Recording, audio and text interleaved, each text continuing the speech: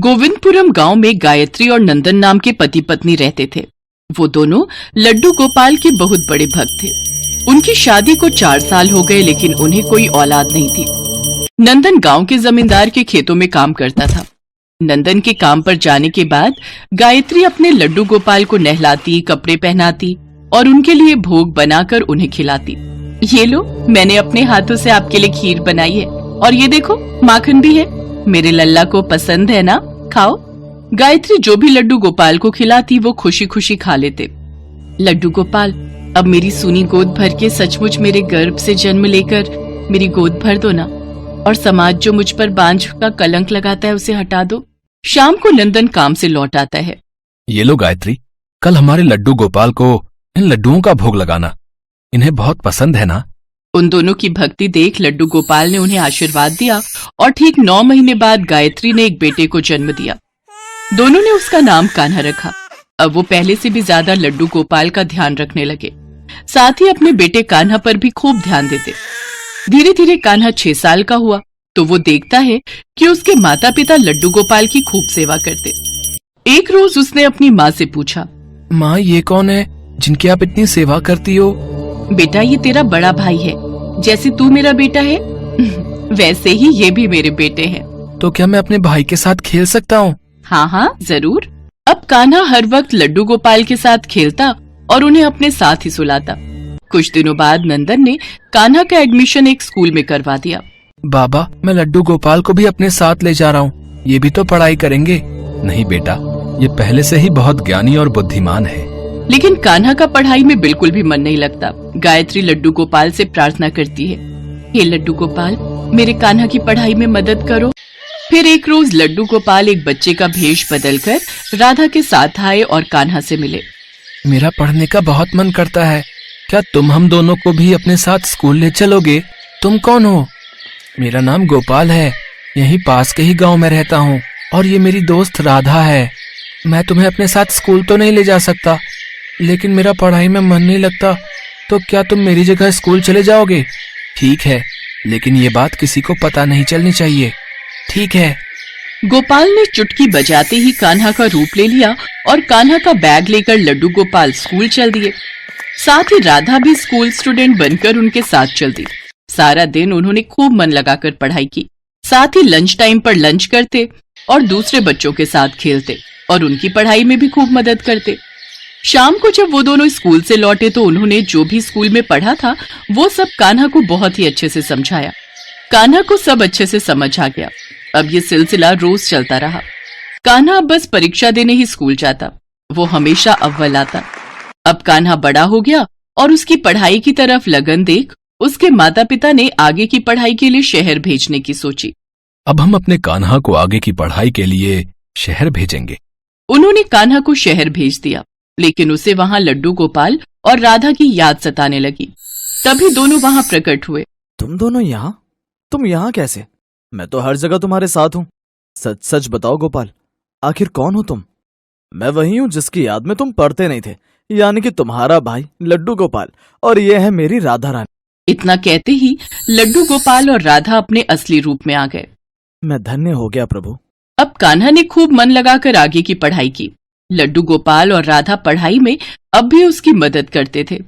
इसके बाद कान्हा को एक बड़ी कंपनी में नौकरी मिल गई। उसके माता पिता की गरीबी अब दूर हो गई। कान्हा ने उन्हें सारी बात बताई। मैं तो पहले से ही जानती थी कि मेरे लड्डू गोपाल हमेशा हमारी मदद करते हैं। आज हमारी खुशियों का कारण वही है। तीनों ने लड्डू गोपाल और राधा रानी को धन्यवाद दिया।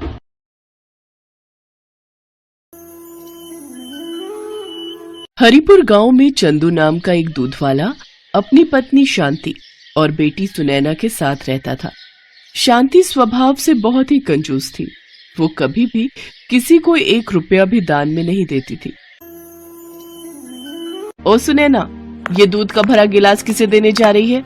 माँ, वो एक बूढ़ी अम्मा दरवाजे पर खड़ी है, उन्हें बहुत भूख लगी है। माँ, हमारे पास तो बहुत सारा दूध है, मैंने सोचा थोड़ा सा दूध अम्मा को दे दूं। बड़ी आई गरीबों में फालतू का दूध बांटने वाली। ला इधर ला ये दूध का गिलास। पता है कितना महंगा दूध है ये? पाव भर दूध ऐसे ही दे दूं।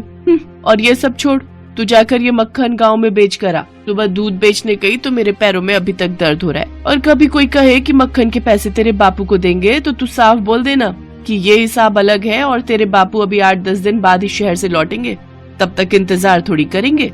ठीक है माँ। सुनैना मक्खन बेचने चली जाती है। मक्खन ले लो मक्खन, ताजा ताजा मक्खन।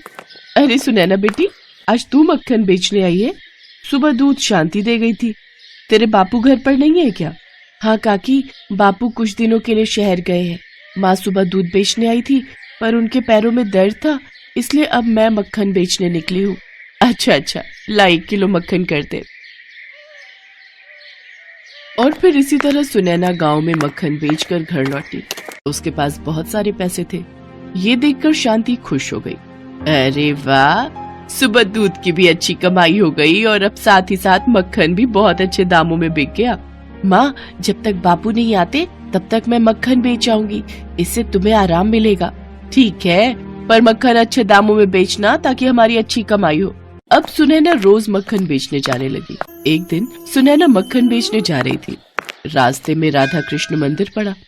सुनैना कुछ देर आराम करने मंदिर की सीढ़ियों पर बैठ गई। तभी उसे मंदिर में पंडित जी द्वारा कही जा रही भगवान कृष्ण के बाल्यकाल की कथा की आवाज आई। यशोदा मैया भगवान कृष्ण के लिए रोजाना माखन निकाल कर रखती, पर कृष्ण को माखन इतना प्रिय था कि वो अपने मित्रों के साथ गांव की गोपियों का भी माखन चुराकर खा जाते थे। गांव में जिस घर भी माखन बनता था, कृष्ण अपने सारे सखाओं के साथ झट से पहुंच जाते और ताजा ताजा मटकी का माखन खा लेते थे। कृष्ण को माखन बहुत प्रिय है। पंडित जी, क्या भगवान कृष्ण को आज भी माखन का भोग लगा सकते हैं? हाँ बेटी, क्यों नहीं। भगवान कृष्ण तो प्रेम के भूखे हैं और माखन तो उन्हें बहुत पसंद है।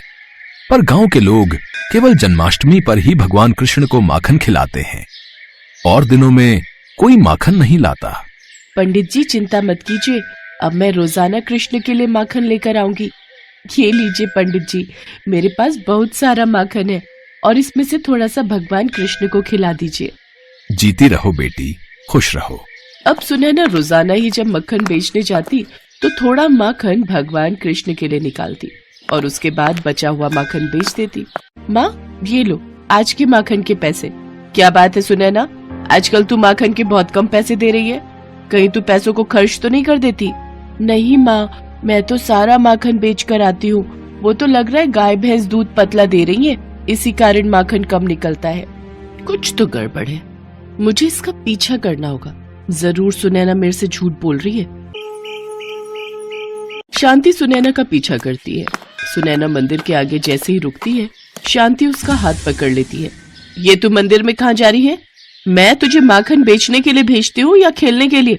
चल, अब से मैं भी तेरे साथ माखन बेचने जाया करूंगी। अकेले तू इधर उधर खेलती रहती है। अब क्या करूं, माँ तो मेरे साथ है। अब तो मैं मंदिर में राधा कृष्ण को माखन भी नहीं खिला सकती। शांति ने सुनैना के साथ मक्खन बेचने जाना शुरू कर दिया, इसलिए अब सुनैना मंदिर में राधा कृष्ण को मक्खन खिलाने नहीं जा पाती थी। ऐसे ही कुछ दिन बीत गए। एक दिन सुनैना बापू के साथ बाजार गई हुई थी।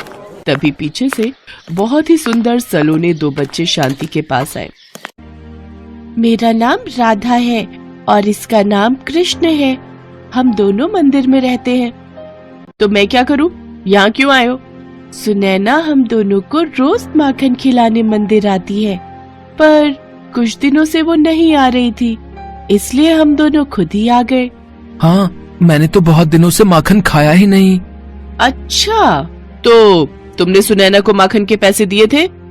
नहीं, हमने माखन के पैसे नहीं दिए। अच्छा, तब भी मैं कहूँ माखन के पैसे इतने कम क्यों बन रहे हैं? मुफ्त का माखन नहीं है हमारे पास। अगर तुम्हारे पास पैसे हैं तभी माखन मिलेगा। और हाँ, इतने दिनों से तुमने जो माखन खाया है ना, उसके भी पैसे मैं वसूल करके रहूंगी। लाओ पैसे दो। हमारे पास पैसे नहीं है। हाँ, ये हमारे पास सोने के कड़े हैं, आप ये रख लो। अरे वाह, माखन के बदले सोने के कड़े। ये तो सोने पर सुहागा वाली बात हो गई। हाँ, मैं तुम्हें अभी माखन देती हूँ। शांति की खुशी का ठिकाना नहीं था। थोड़े से माखन के बदले उसे चमकते हुए वजनदार सोने के कड़े मिल गए थे। कुछ देर बाद चंदू और सुनैना वापस लौटते हैं। शांति उन्हें सोने के कड़े दिखाती है। वो कड़े देखकर सुनैना चौंक जाती है। माँ, ये तो राधा कृष्ण के हाथों के कड़े हैं। मंदिर में उनकी जो मूर्ति है उसमें राधा कृष्ण ने ये कड़े पहने हुए हैं। तुमने ये क्या कर दिया माँ? राधा कृष्ण खुद माखन खाने आए थे और तुमने उनसे ये कड़े ले लिए। शांति, भगवान तो प्रेम के भूखे हैं। तुमने माखन भगवान को बेच दिया? इतनी कंजूसी और इतना लालच अच्छी बात नहीं शांति। तुमने भगवान से भी कंजूसी करनी नहीं छोड़ी। राधा कृष्ण बच्चों के रूप में तुम्हारे पास आए थे। वो थोड़ा सा माखन ही तो मांग रहे थे।